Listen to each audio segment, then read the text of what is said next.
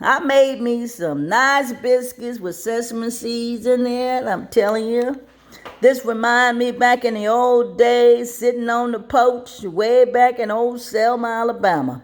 Now, the way I made these biscuits, y'all, I got about 2 cups of all-purpose flour, about a teaspoon of Argo cornstarch, teaspoon of baking soda, baking powder, and then I also put a teaspoon of this here, man, you know, the buttermilk with the man with the whiskers and the red bow tie.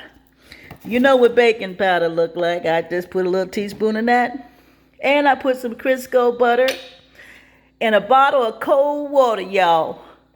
By the time I put all the dry ingredients into the pan, the flour, the starch, the baking soda, the buttermilk dry, baking soda, put that ice cold water and mix it up with a spatula. Once you get that mixed up, you put a half a stick of Crisco in there and about a half a stick of Land O'Lake butter.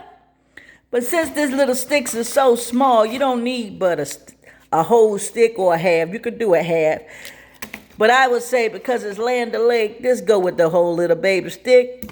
But when it comes to the butter, using this, which is the I can't believe it's not butter, about 2 spoonsful into it. And you mix it up real good and get it all nice and thick.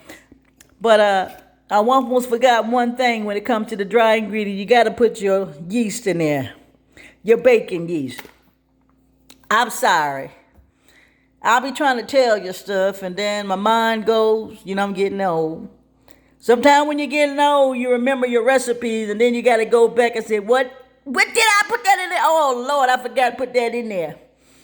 But so now you know, when you get all your dry ingredients, you make sure you put all the dry ingredients first, even the yeast, before you put the cold water. And after you put the cold water and get it all mixed up, then you put your butter, your Crisco. Depends on the choice you want to put. Land O'Lake or I can't believe it's butter. So I went on ahead and did that. When I was making these biscuits, I thought about back then that my mama used to be in the kitchen making those biscuits. You know, we didn't have to worry about a whole bunch of breakfast on that cast iron stove and that cast iron skillet. Because, you know, that skillet was big. Sometimes you could throw some pork belly in there, which was some fat belly for bacon. She get that baby frying up in there on top of that eye and throw a log up in there. And that stove would get the heating up. She got that fat belly going up in there. Woo-wee, you could smell bacon grease through the whole house. Now, we lived in pretty much a shed house. It wasn't like no section houses and Section 8. We had everybody sectioned off in one big house. And it's only 2 bedrooms, one for the daddy mama and the grandma. The rest of the kids were spread out on the floor of the mat. We ain't had all those sections like you get in Section 8.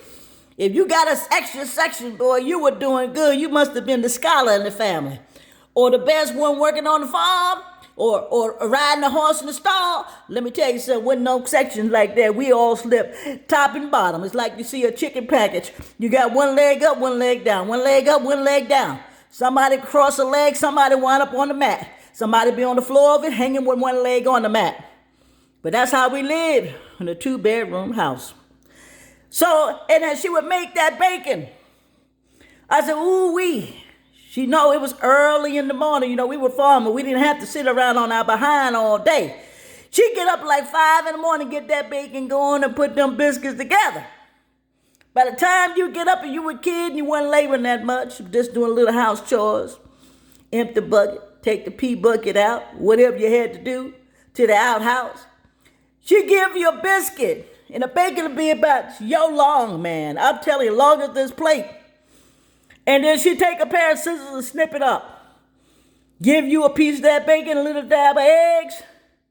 And that's all you wanted. And sometimes she would even put a little honey on the plate, a little jelly on the plate, just like this. Now, I made my mama old-fashioned jelly. Now this was her jelly, actual blueberries, and that she smelled. The small kids would go out there and pick from the tree, blueberry, blackberry, raspberries, whatever it was, cranberries, whatever you could pick around the house on the tree. And sometimes you tell you go pick a couple chestnuts and some walnuts.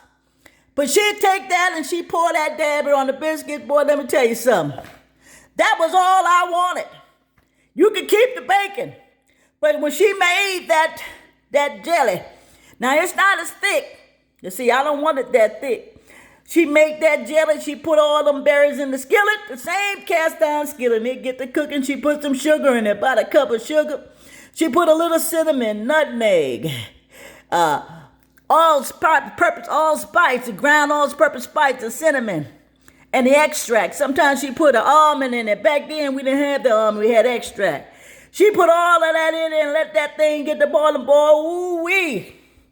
I know it's going to be good. I take my finger and I taste it. I said, oh, what a belly. That's the best jelly I ever had. And that's what she would put on there, or she gave you jelly. She gave you honey. Sometimes she just give you a cinnamon stick. You know, I know y'all talk about the crazy cinnamon stick. But you can take a cinnamon stick and swirl it in a glass with a little sugar, and then you got you some nice Kool-Aid called Cinnamon-Aid. But this is the way it went down then, and she would sit out there on the porch, and we get to rocking back and forth eating our biscuit. But they had to go back out there to the farm. They had labor to do. Couldn't sit out there long, but just enough to enjoy our breakfast. And then they would get up and go on down in that field, whether it be the cornfield or cotton field or whatever, and they labor all day. Labor till the sun go down. Lord have mercy. I be saying, Mama ain't get back, but they made sure when they give you this here biscuit, you were full. Now, they made slave biscuits too. Now, I told you about my Harriet Tubman biscuit. Now, they stopped by the Quaker's house and get a biscuit. And that's all they wanted. And sometimes when you got to labor early in the morning, that's all you wanted, and you went away because you know if you hang around the house too long, you be plucking chicken, curd, the milk, you be doing all the labor. So you get your biscuit to run. Now I'm about to tell them to come on over here and run for this biscuit. Come on and get it.